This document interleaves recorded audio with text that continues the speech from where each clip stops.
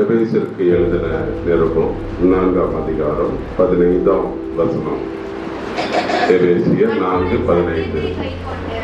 தலையாகிய கிறிஸ்துவுக்குள் எல்லாவற்றிலேயும் நாம் வளருகிறவர்களாய் இருக்கும்படியாக அப்படி செய்தார். அன்பினாலே சத்தியத்தை கைக்கொண்டு நாம் எல்லாவற்றிலும் வளர்கிறவர்களாய் இருக்கும்படிக்கு கிறிஸ்துவை பற்றி பிடித்து கொண்டு வளரும்படி கிறிஸ்து அப்படி செய்தார்.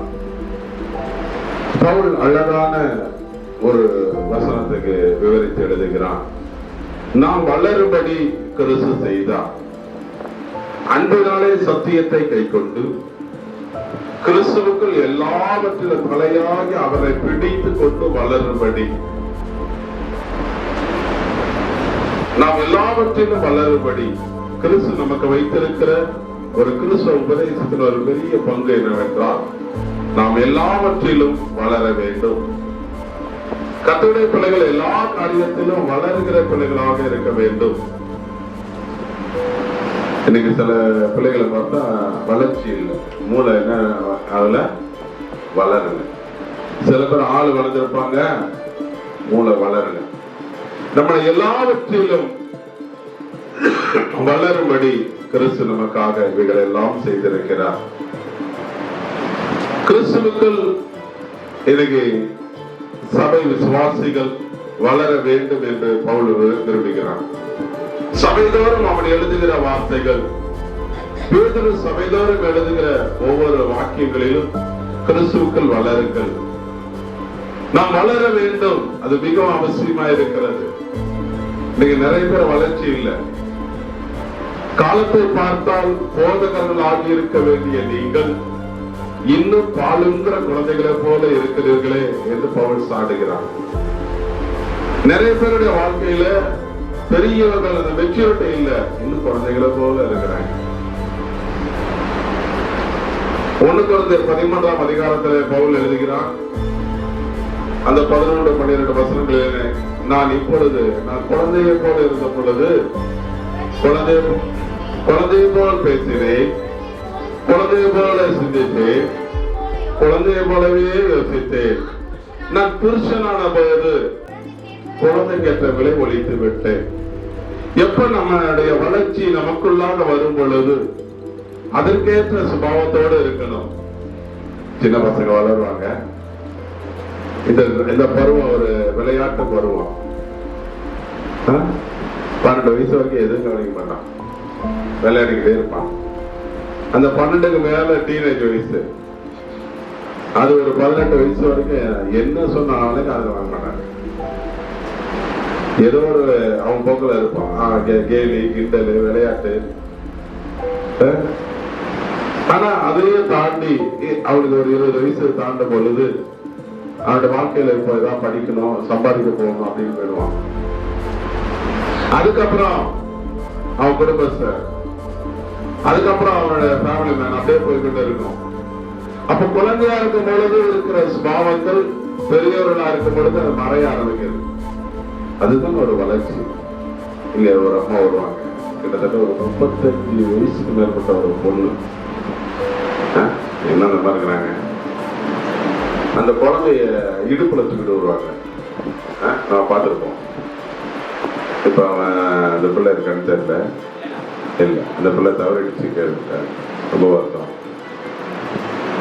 இது இந்த ஒரு பிள்ளை இல்லை, இது மாதிரி நிறைய அநேக பிள்ளைகள் இருக்கிறாங்க. ஏனென்றா வளர்ச்சி இல்லை. கிறிஸ்துவுக்குள் நாம் எல்லாவற்றிலும், இது சரீர வளர்ச்சி, அது ஒரு சரீர வளர்ச்சி.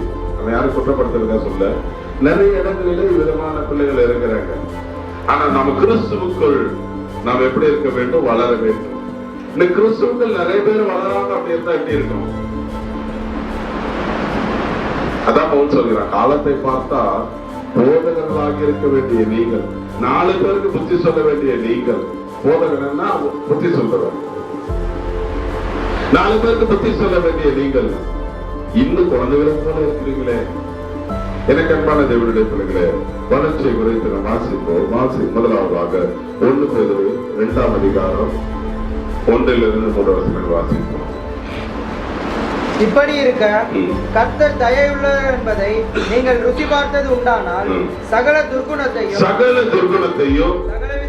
சகலவித கபடத்தையும் வஞ்சகங்களையும் சகல பொறாமைகளையும் சகல புறங்குறுதலையும் ஒழித்துவிட்டு நீங்கள் வளரும்படி புதிதாய் பிறந்த குழந்தைகளைப் போல திருவசனமாகிய களங்கமில்லாத ஞானப்பாலின் மேல் வாஞ்சியா இருங்கள்.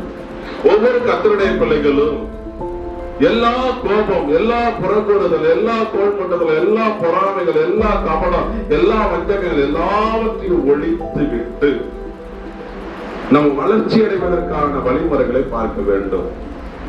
நீங்கள் வளரும்படி புதிதாய் பிறந்த குழந்தைகளைப் போல திருவசனமாகிய களங்கமில்லாத இந்த வேதம் என்கிற ஞானப்பாலின் மேல் வாஞ்சியா இருக்க வேண்டும். இந்த வேதத்தை நாம் நேசிக்க வேண்டும். கர்த்தருடைய வேதத்துல நாம் வளருகிறவர்களா இருக்க வேண்டும். இன்னைக்கு அநேக பிள்ளைங்க வேதத்துல வளருவதே கிடையாது. இந்த வேத வாக்கியங்கள்ல வளருவதே கிடையாது.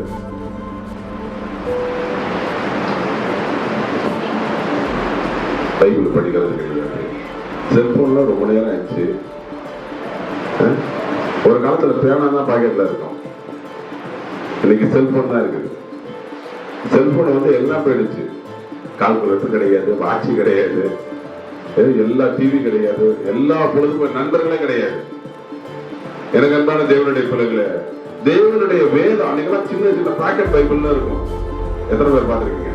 இங்கிலீஷ்ல தமிழ்ல கொஞ்சம் வந்துச்சு. அந்த பாக்கெட் பைபிள் ஆங்கிலேயர் பாக்கெட்ல வச்சிருப்பாங்க. எங்கெல்லாம் உட்கார்ந்து படிப்பாங்க ஜனங்க. தமிழ் பைபிள் கொஞ்சம் பெருசா இருக்கும், பேண்ட் பாக்கெட்ல வைக்கிற மாதிரி இருக்கும். இங்கிலீஷ் பைபிள் சட்ட பாக்கெட்ல வைக்கிற மாதிரி இருக்கும். கிடியன்ஸோட பைபிள் வாங்கி வைத்துக்கொண்டு பல இடங்களில் உட்கார்ந்து வாசிப்பாங்க. எனக்கு அன்பான தேவனுடைய பிள்ளைகளே, இன்னைக்கு பிள்ளைங்க வாசிக்கிறது குறைஞ்சு, வாசிப்பதும் எழுதுவதும் குறைந்து விட்டது. கர்த்தருடைய பிள்ளைகள் வேதத்திலே ஒவ்வொரு நாளும் வளர வேண்டும். சங்கீதமும் முதல் சங்கீதம் நமக்கு அழகாக கற்றுக் கொடுக்கும். துன்மார்க்கனுடைய ஆலோசனையில நடவாதே, பாவி உட்கார்ற இடத்துல நீ போய் உட்காராதே, பரியாசக்காரனுடைய வழியில நீ அவனை கை கொள்ளாதே, கர்த்தருடைய வேதத்தை பிடிச்சுக்கோ, இரவு பகலும் அவருடைய வேதத்தில் தியானமா இருக்கிற மனுஷன் பாக்கியவான். அவன் தன் காலத்திலே தன்கனியை தந்து இலையுதிராது இருக்கிற மரத்தை போல இருப்பான். அவன் செய்வதெல்லாம் வாய்க்கும். அவன் செய்வதெல்லாம் வாய்க்கும். நம்ம நினைக்கிறதெல்லாம் ஏன் நடக்கல? ஒழுங்கா பைபிள் வாசியா, ஜெபம் பண்ணியான்னு தான் கேட்கிறோம். பைபிள் வாசியான கேட்கறதே வரதில்லை. வேதத்துக்கான ஒரு முக்கியத்துவம் இல்லாத இந்த உலகமாய் போய்விட்டது. கர்த்தருடைய வேதத்தை தேடுவார்கள். ஒரு காலம் வரும், தேடுவாங்க. எனக்கு அன்பான தேவனுடைய பிள்ளைகளே, கர்த்தருடைய வேதத்தின் மேல் பிரியமாயிருங்கள், இரவும் பகலும் வாசியுங்கள். எஸ்ரா 7ஆம் அதிகாரத்தில் வாசிக்கிற மானவசனம் 11ஆம் வசனத்தில் வாசிக்கும் பொழுது, இந்த எஸ்ரா கர்த்தர் இஸ்ரவேலருக்கு கொடுத்த நியாய பிரமாண புஸ்தகத்திலே தேறின வேத பாரகனாய் இருந்தான். 16ஆம் வசனத்தில் வாசிக்கிறோம், கர்த்தருடைய கற்பனைகளை படித்து தேறின வேத பாரகனாய் இருந்தான். எஸ்ரா ஒரு வாலிப பிள்ளை. சங்கீத புஸ்தகம் எல்லாமே எல்லாரும் எழுதப்படவில்லை. சில சங்கீதங்கள் மோசையால் எழுதப்பட்டது, சில சங்கீதங்கள் தாவீதினாலே, நிறைய தாவீதினாலே, அநேக சங்கீதங்கள் ஆசாப் என்பதனாலே, சில சங்கீதங்கள் சாலமோனாலே, சிலவை கோராகின் புத்திரரினாலே, சிலவை வாசிக்கும் பொழுது அது எஸ்ராவினாலே எழுதப்பட்டதாக கருதப்படுகிறது. இங்க சங்கீதத்தின் புஸ்தகம் 119ஆம் சங்கீதம் எல்லாருக்கும் தெரிஞ்ச ஒரு சங்கீதம். ஏன்னா அந்த சங்கீதம் வாசிக்கவே பயப்படுவாங்க. ஏன்?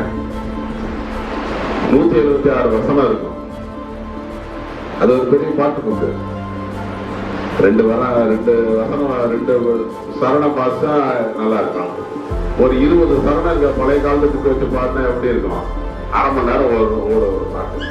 119ஆம் சங்கீதம் 176 வசனம் இருக்கும். எபிரேயர்களுடைய எழுத்துக்கள் மொத்தம் 22 எபிரேய எழுத்துக்கள். தமிழ்ல 247 என்பது போல அவர்களுக்கு 22 எழுத்துக்கள் தான். அந்த 22 எழுத்துக்களையும் வைத்து ஒரு எழுத்துக்கு ஆலெப் என்கிற முதல் எழுத்துக்கு 8 பாட்டு ஏ வந்துச்சு. அடுத்து பேத், அதை வச்சுதான் பி என்கிற ஆங்கில எழுத்து வருது. அல்பா பீட்டா பிறகு வரும் கிரீக்ல. ஆங்கில எழுத்து பேத் என்கிறத வச்சு 8 பாட்டு. இப்படியாக இந்த 22 எழுத்துக்களை வைத்து 176 பாடல்கள் அவன் பாடியிருப்பான். எல்லாம் ஏங்கிற எழுத்திலே வரும் முதல் எழுத்து, அடுத்து பியிலேயே வரும், அடுத்து ஜியிலே வரும். இப்படியாக வைத்து எழுதிருப்பான். இந்த சேம் ஆல்பபெட் தான் அப்படியே கிரீக்ல வரும். நல்லா கவனிங்க. அப்ப ஒரு பெரிய ஒரு வல்லுநராய் அவன் இருந்தான், நல்ல ஒரு ஞானியாய் இருந்தான்.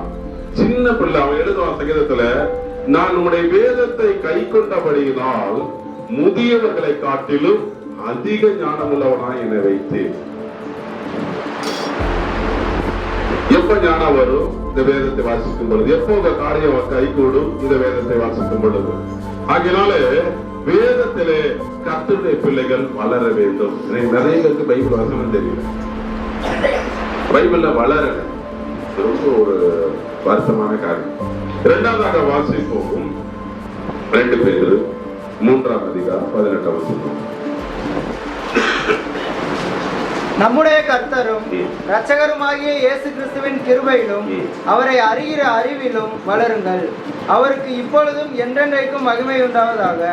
ஆமென். கிறிஸ்துவை அறிகிற அறிவிலே வளர வேண்டும். கர்த்தருடைய பிள்ளைகளை கவனிங்க. கிறிஸ்துவை அறிகின்ற அறிவிலே வளர வேண்டும். இயேசுவோட அப்பா பேர் என்னங்க?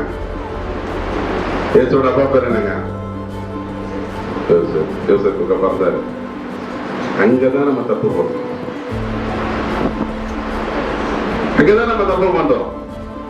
கிறிஸ்துவை அறிகின்ற அறிவிலே வளர வேண்டும். கிறிஸ்துவை அறிகின்ற அறிவிலே நம்ம வளர்ந்திருந்தா என்ன பண்ணுவோம்? இயேசுடைய அப்பா பேர் என்னது? இயேசுவோட அப்பா பேர் என்ன? தேவன் மனிதனாய் வந்தார், அவ்வளவுதான். God became a man. தேவன் மனிதனாய் வந்தார். தந்தை என்கிற நிலையில் இருந்த தேவன் தன்னுடைய நிலையை தூக்கி எறிந்து மனிதன், அதாவது மகன் என்கிற நிலைக்கு இறங்கி வந்தார். அது வர்றதுக்கு ஒரு பெண் வழியா வரணும். அதனால பரிசுத்தமா இருந்த ஒரு பெண்ணுடைய வயிற்றில நுழைந்து வெளியே வந்தார். அவ்வளவு சிம்பிள் லாஜிக். அந்த சரீரத்தை வைத்துக் கொண்டு அவரால் எங்கு பயணிக்க முடியாது. அதனால் இன்று எங்கும் ஆவியாக செயல்பட்டு கொண்டிருக்கிறார். ஒரு சரீரம் ஒரு இடத்துல தான் இருக்கும், ஆவி எங்கும் இருக்கும். தேவனை தொழுது கொள்கிறவன் ஆவியோடு உண்மையோடு தொழுது கொள்ள வேண்டும். அதற்காக அவர் எங்கும் ஆவியா இருக்கிறார். தேவன் ஆவியா இருக்கிறார். அவரை தொழுது கொள்கிறவன் ஆவியோடு உண்மையோடு அவரை தொழுது கொள்ள வேண்டும். ஒரு தேவனுடைய காரியத்துல வளர வேண்டும். Simple logic. கிறிஸ்துவ ரொம்ப சிம்பிளா கற்றுக் கொடுத்தது. திருத்துவம் தெரியல. ஏன் தெரியல? யார் கடவுளும் தெரியல. கடவுள் ஒருவர், தேவன் ஒருவர். அப்பனா எத்தனை? 3 கடவுளா? இல்ல, ஒரு தேவன். அப்ப 3 நிலைகளுக்கு 3 பேர் வருது. 3 பேர் இல்ல, ஒரு பேர். 3 நிலைகளிலே செயல்படுகிறார்கள். கிறிஸ்துவை அறிகிற அறிவிலே வளருங்கள். தந்தை என்கிற நிலையில, பிதாங்கிற நிலையில, குமார என்கிற ஒரு பொசிஷன்ல, பரிசுத்த ஆவி என்கிற பொசிஷன்ல, ஒரு நிலையில தேவன் செயல்பட்டு கொண்டிருக்கிறார். நான் உங்களுக்கு பாஸ்டர் என்கிற நிலையில இங்க நிற்கிறேன். என் மனைவிக்கு கணவன் என்கிற நிலையில இருக்கிறேன். அதே நான் என் பிள்ளைகளுக்கு தந்தை என்கிற நிலை, அப்பா என்கிற நிலையில இருக்கிறேன். நான் தான் 3 நிலைகள் கொண்டவனாக, அதே பொசிஷன் தான் ஆண்டவர். 3 நிலைகள் கொண்டவராக மனிதனை படைத்ததினாலே அவர் மனுக்குலத்தினுடைய தகப்பனாய் விளங்கினார். மனிதர்கள் அவருடைய பிள்ளைகள். அவர் பாவம் செய்து பிள்ளை என்கிற நிலையை விட்டு அந்த மனித குலம் வீழ்ச்சி அடைந்து அவர் பாவ நிலையில விழுந்த பொழுது மனிதனை மீட்பதற்காக தேவன் தந்தை என்கிற நிலையை தூக்கி எறிந்து விட்டு அவரே மகன் என்கிற நிலைக்கு இறங்கி வருகிறார். வந்து பாவிகளை மீட்டு மனிதர்களாக, மகன்களாக, குமாரர்களாக மாற்றிவிட்டு மீண்டும் போய் தன்னுடைய தெய்வ நிலையில உட்கார்ந்து. எவ்வளவு ஒரு எளிதான ஒரு சத்தியம்! இதை புரிந்து கொள்வதற்கு கூட இதை கிறிஸ்தவர்களுக்கு தெரியவில்லை. ஆச்சரியமானவர்கள், கிறிஸ்துவை அறிகிற அறிவிலே வளர வேண்டும். மரியாள் கர்ப்பமானா நல்ல விஷயம். மரியாள் ஒரு பிள்ளையை பெற்றார். மரியாள் எப்படி கர்ப்பமானார்? அங்கதான் கேள்வி. அப்படி கேட்டாதான் வளர முடியும். யாராலே கர்ப்பமானார்? யோசேப்புனால? யோசேப்பு இல்லை, ஏன்னா அவன் நீதிமான். அவன் கூடுவதற்கு முன்பாக அவன் கர்ப்பமா இருந்ததுனாலதான் அவன் ஏற்றுக்கொள்கிறான். யாராலே ஆனார்? வயிற்றுல பிறக்கிற பிள்ளை பரிசுத்த பிள்ளை. வயிற்றுல பிறக்கிற பிள்ளை பரிசுத்த பிள்ளை. அப்ப உன்னதமானவர் அவருடைய மகன் அது. அப்ப யாரால பிறந்திருப்பாங்க? ஒருவேளை தவறான மனிதர்களால இல்ல, ஏன்னா உள்ளது பரிசுத்தமான ஜீன். அப்ப வேற யாராவது இந்த அம்மா போய் அவன் லவ் பண்ணிட்டான்னு பார்த்தா அந்த அம்மாவை போகல. ஏன்னா அந்த அம்மாவை வேதம் சொல்லுது உத்தமி, பரிசுத்த வாட்டி. குரான் சொல்லுது பரிசுத்த வாட்டி. முகமூதுவை கூட பாவி பாவி பாவி என்ற 5 இடத்துல சொல்லு குரான். மரியாதை பரிசுத்த வாட்டி என்று அழைக்கிறது. அவ்வளவு புனிதவதி. அப்ப இந்த அம்மாவும் தப்பு பண்ணல, அந்த அம்மா யாரு ஏமாத்தையும் தப்பு பண்ண முடியல. அப்ப வயிற்றுல எப்படி கர்ப்பமானான்னு கேட்டா பதில் வரல. ஒண்ணு மனிதனால வந்திருக்கணும், தெய்வத்தினால வந்திருக்கணும். இந்த 2 கேள்விதான். ஒண்ணு மனிதனால ஒரு பிள்ளை பிறந்திருக்கு என்றால் அது யாருன்னு கேட்கணும். மனிதனால பிறக்கல, ஏன்னா மனிதர்கள் எல்லாம் பாவி. ஆனா உள்ள இருப்பது பரிசுத்த ஜீவன். அப்ப தேவனால் பிறந்தது என்றால் கொள்கை எப்படி வரும்னா தேவனே நம்ம வயிற்று பிறந்து மனிதனாக வந்தார். அதனாலதான் சொல்லுறான் 1 Corinthians அங்க 1:3-14 பவுல் எழுதுகிறான், இந்த ரகசியம் பெரியது. இது ரகசியம், தெய்வ பக்திக்குரிய ரகசியம். யாவரும் ஒப்புக்கொள்கிறபடி தேவன் கடவுள் மனிதனாக வந்தார். தேவன் மாம்சத்தில் வெளிப்பட்டார். எவ்வளவு ஒரு பாக்கியமான ஒரு விஷயம்! தேவன் மாம்சத்தில் வெளிப்பட்டார், தேவன் மனிதனாக வந்தார். கிறிஸ்துவை அறிகிற அறிவிலே வளர வேண்டும். இயேசு யாருன்னு புரிந்து கொள்ள வேண்டும். இயேசுவை ஒவ்வொரு நாளும் அறிகிற அறிவிலே வளர வேண்டும். அவருடைய அன்பிலே வளர வேண்டும். பவுல் சொல்கிறான், அவருடைய அன்பின் நீளம், ஆழம், அகலம், உயரம் இன்னதென்று பகுத்தறியத்தக்கதாக இன்னும் இவ்வளவு இருக்கா? அவருடைய அன்பிலே கண்டுபிடிக்க வேண்டும். இயேசுவை கண்டுபிடிக்க வேண்டும். இயேசுவிலே வளர வேண்டும். அவருடைய அன்பிலே வளர வேண்டும். அறிவுக்கு எட்டாத அந்த அன்பு, அதை அறிய வல்லவர்களாகுங்கள். இயேசுவிலே வளரணும். அப்படியே அவருடைய அன்பில வளர்ந்திருந்தா இவ்வளவு சீக்கிரமா அவரை விட்டு போயிருக்க மாட்டாங்க. இயேசுவின் அன்புல வளரும். 3ஆவதாக வாசிப்போம். மார்க்கு 4ஆம் அதிகாரம் 8ஆம் வசனம் 32ஆம் வசனம்.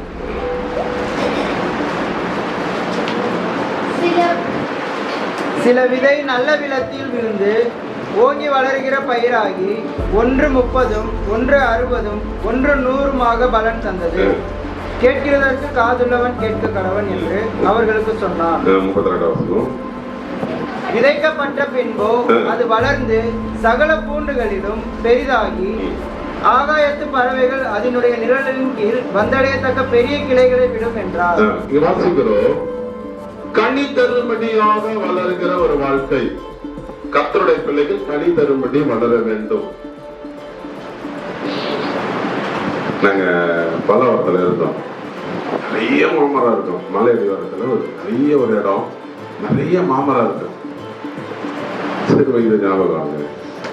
அங்க போய் பார்த்தா நிறைய மாமரம். ஒரு மரம் எல்லா கனி கொடுக்கிற மரங்கள் இருக்கும். மிகவும் ஒரு புகழ்பெற்ற ஒரு மரம், நல்ல ஒரு சிறந்த ஒரு மரம், கிளிமூக்கு மரம்னு சொல்லுவாங்க. அது கிடைக்கிறது அபூர்வமான ஒரு மரம். அது ரொம்ப உடம்புக்கு உறுதியான மரம்னு சொல்லுவாங்க. அது மாதிரி நிறைய மரங்கள் இருக்கும். அந்த தோட்டத்தை வைத்து அதை யாருன்னு தெரியல, ஒரு வெள்ளைக்காரன் வச்சதுன்னு சொல்லுவாங்க. நிறைய மாமரத்தை நட்டு இருப்பாரு. ஆனா அதுல ஒரு மரம் இருக்கும், ஸ்ட்ரெயிட்டா இருக்கும், ரொம்ப உயரம் இருக்காது, ஒரு 20 படி உயரம் இருக்கும். அதெல்லாம் மற்ற மாமரம்லாம் தட்டி தட்டியா இருக்கும், சும்மா சின்ன சின்ன கண்ணுலாம் இருக்கும், ரொம்ப பெருசு பெருசா இருக்கும், ஒரு 3 பேர் 4 பேர் பிடிக்கிற மாதிரி இருக்கும். அந்த ஒரு மரம் மட்டும் சின்னதா இருக்கும், சும்மா அப்படி கையில் அளவுக்கு இருக்கும். ஆனா மரத்துல ஒரு காய் கூட காய்க்கும். ஏன்? அது என்ன மரம்? மலடு. அந்த மரம் வந்து அது ஆண் மரம் அப்படின்னாங்க. அது காயே காய்க்காதுங்க, வேஸ்டா இருக்கும்.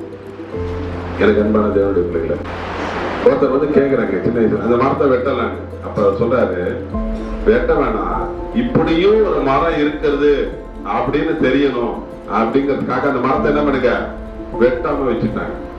தேவனுடைய பிள்ளைகளை, இயேசுநாதர் ஒரு நாள் வழியில போறாரு, இலைகள் உள்ள ஒரு அத்தி மரத்தை கண்டார்.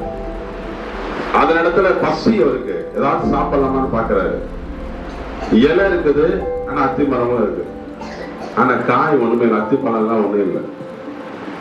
பார்த்த உடனே சபிக்கிறாரு, அது பட்டு போச்சு. மறுநாள் சீடர்கள் வந்து பாக்குறாங்க, அதே வழியில வராங்க, ஆண்டவரை சபித்த மரம் பட்டு போய் கிடக்குது. ஏன் சபித்தார்னா, வேதம் சொல்லுது, அது கனி கொடுக்கிற காலமா இராதபடியால். நல்ல கவனிங்க, கனி கொடுக்கிற காலத்துல சபிக்கலாம், சத்தியான தப்பு. கனி கொடுக்காத காலத்துல போயிட்டு அவர் கனியை தேடுறாரு. என்னது? கனி கொடுக்காத நேரத்துல போயிட்டு அந்த மரத்தை என்ன பண்றாரு, காய் இருக்கான்னு பாக்குறாரு. அங்க பார்த்தா கனி கொடுக்காத காலம். அப்ப இயேசு மேல தப்பா, அது மரத்தோட தப்பா? மரத்தை சபிச்சுட்டாரு, பட்டு போச்சு. ஏன்னா இலைகள் இருக்கக்கூடாது, கனி கொடுக்காத மரத்துக்கு இலை இருக்கக்கூடாது. அங்கதான் லாஜிக் இருக்கு. நானும் கனி கொடுக்கிற மாதிரி அப்படியே போர்வை பத்திக்கிட்டு இருப்பாங்க, நானும் கிறிஸ்தவன் தாங்க. இங்க பாருங்க, டாலர் போட்டு மாட்டீங்களாங்க, சில்வர் டாலர். எங்க நானும் கிறிஸ்தவன் தாங்க.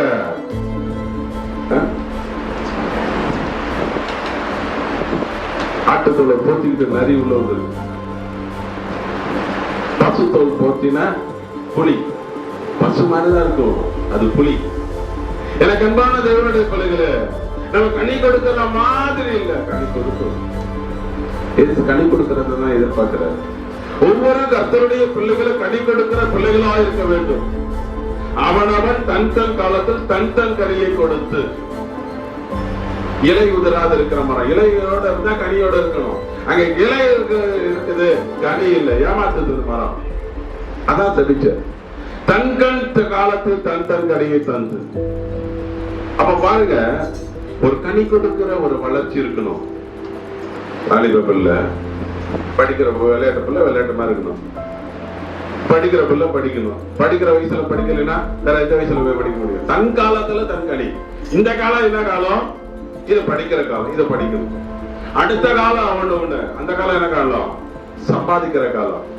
தன் காலத்துல தன் சம்பளத்தை கொடுத்து. அதுக்கப்புறம் என்ன காலம்? கல்யாணம் பண்ற காலம். தன் காலத்துல அவன் சரியான நேரத்துல கல்யாணம் பண்ண. அப்போ அதற்குரிய ஒரு காலத்துல எல்லாவற்றையும் நேர்த்தியா செய்ய வேண்டும். கனி கொடுக்கிற வாழ்க்கை ரொம்ப அவசியம். நான்காவதாக கடந்து போவோம்.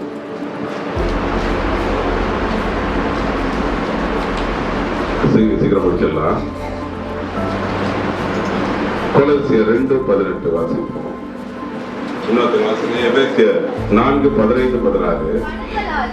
கட்டுகளாலும் உதவி பெற்று இணைக்கப்பட்டு தேவ வளர்ச்சியாய் வளர்ந்தேறுகிற சரீரம் முழுவதையும் ஆதரிக்கிற தலையை பற்றி கொள்ளாமல் மாயமான தாழ்மையிலும் மறுபடியும் கணுக்களினாலும் கட்டுகளினாலும் உதவி பெற்று இணைக்கப்பட்டு தேவ வளர்ச்சியாய் வளர்ந்தேறுகிற சரீரம் முழுவதையும் ஆதரிக்கிற தலையை பற்றி பிடித்துக் கொண்டு நம்ம வளர வேண்டும்.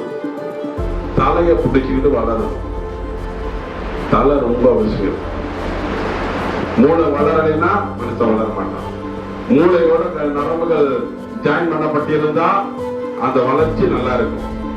மூளையோட வளர்ச்சி நரம்புகள் இணைக்கப்படலைன்னா அந்த வளர்ச்சி என்ன ஆயிடும்?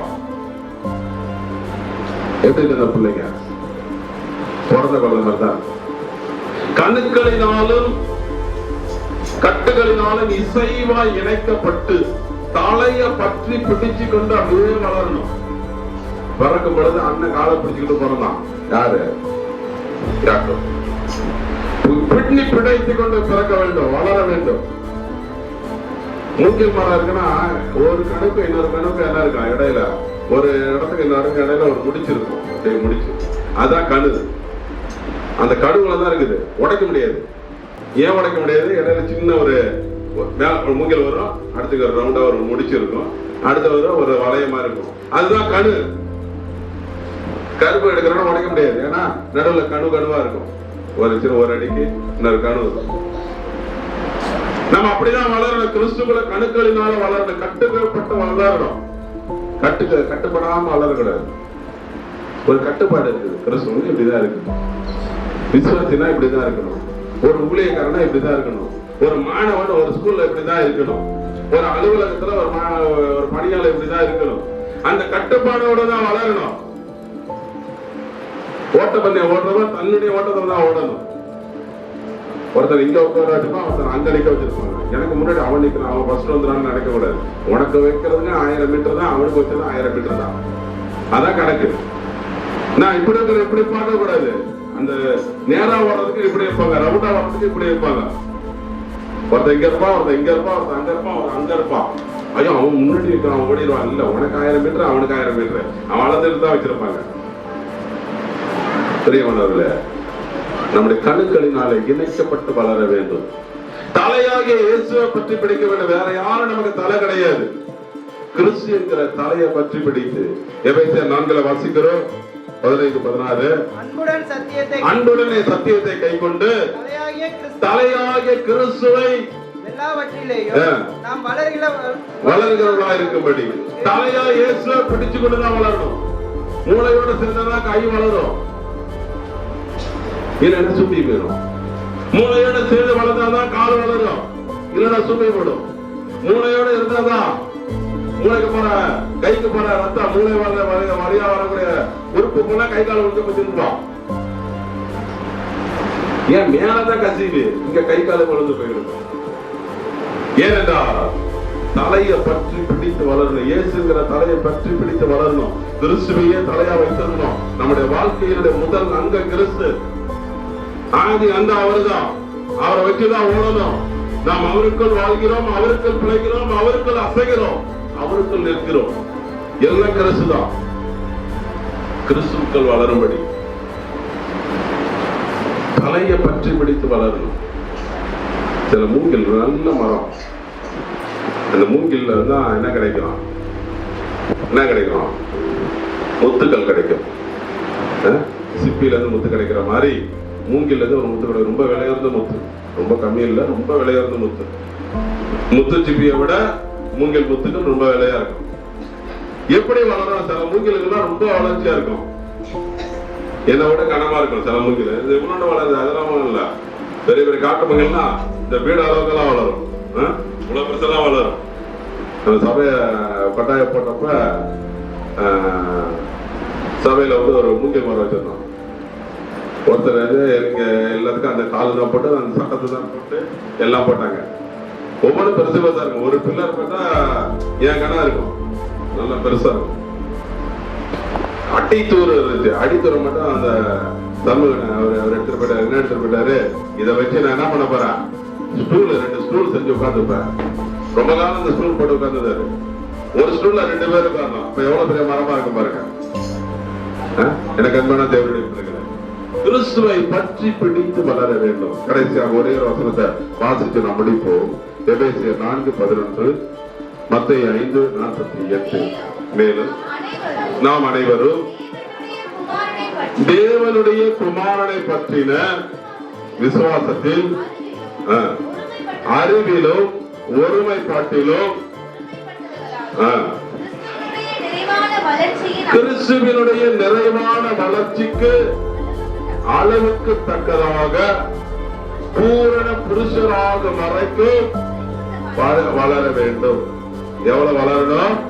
எவ்வளவு வளரணும்? there is a limit. ஒரு வளர்ச்சியினுடைய ஒரு அளவு இருக்குது. எவ்வளவு வளரணும்? நம்ம வீட்டுல ஒரு பையன் உயரமா இருந்தான்னா குள்ளமா இருக்கிற பிள்ளைங்க கூட அவனை பார்த்துட்டே வளரணும். உன்ன மாதிரி வளரணும். என்ன ஆகாத்து எங்க இருக்குதுல அவருக்கு அப்ப நம்ம ஊரு சவுண்ட் ராஜா சவுண்ட் ராஜாக்கு கீழே தான் எல்லாரும் இருந்தாங்களாம். அப்ப அவ்வளவாய் வளர்ந்தான். கர்த்தருடைய பிள்ளைகள் பூரண புருஷனாக வரைக்கும் வளர வேண்டும். கர்த்தருடைய பிள்ளைகள் ஒவ்வொரு காலத்தில் இயேசுவுக்கு இணையாக வளர வேண்டும். யாரோடு வளர்ச்சியை ஒப்பிட்டு பார்க்காதீங்க. உங்களுடைய வளர்ச்சி என்பது அவரோட ஒப்பிட்டு பார்க்கணும். அவர் தான் ஸ்கேல். அந்த ஸ்கேல தான் ஒப்பிட்டு பார்க்கணும். நம்ம வச்சிருக்கிற ஸ்கேலோட ஒப்பிட்டு பார்க்க கூடாது. இந்த பூ கடைக்கு போயிருந்தேன் ஒரு தடவை. பஸ் ஸ்டாண்ட்ல நின்று ஒரு பூ விற்கிறாங்க. நான் வாங்கிட்டான். அவன் நல்லா ஹைட் வெயிட்டா இருக்காரு. அதனால அவரு கேக்குற ஏமா இது என்னமா மலம் போடுற பூ போட்டா 2 முளம் 3 முளம் வாங்கியிருக்காரு. அந்த அம்மா இப்படி எடுத்து கொடுக்குது 3 முளம்னு. அவருக்கு அளக்கிறாரு 1.5 முளம் கூட வரல. நல்ல உயரமா இருக்காரு. அந்த அம்மா எப்படி அளக்குது? இப்படி வச்சு இப்படி அளப்பாங்க. அந்த அம்மா அளக்குது கை இப்படி இருக்குது. ஏமா இப்படி வரணுமா கை? இது என்னமா கை? அந்த அம்மா இப்படி அளக்குது. நான் பார்த்துக்கிட்டே இருக்கேன். அது நம்ம இப்படி அளக்குது. ஏன்னா கையா அதை பார்த்து கொக்கா இப்படியா வருது கை. இப்படி பண்ணிட்டு இப்படி வர அளப்பாக்கலாம். வாழ்க்கையில முறையா பாக்குற இதெல்லாம் ஒரு அனுபவம். அப்ப அவருடைய அளவு பாருங்க. எப்படி வச்சு அளவு கிடையாது. வச்சா 1.5 தான் வருது. என்னமா நீ 3 முளை கொடுத்தா 1.5 முளை கொடுத்துருக்க? ஏன்? அந்த அளவுக்கு வளர வேண்டும். நம்முடைய வளர்ச்சி இயேசுவோட ஒப்பிட்டு பார்க்கணும். நம்ம அவன் கொடுக்கிற அளவோட இல்ல, கிறிஸ்துவனுடைய நிறைவான வளர்ச்சிக்கு சமமாக கர்த்தருடைய பிள்ளைகள் ஒவ்வொருவரும் வளர வேண்டும். கண்களை கூடி கர்த்தரை நோக்கி பார்ப்போமா?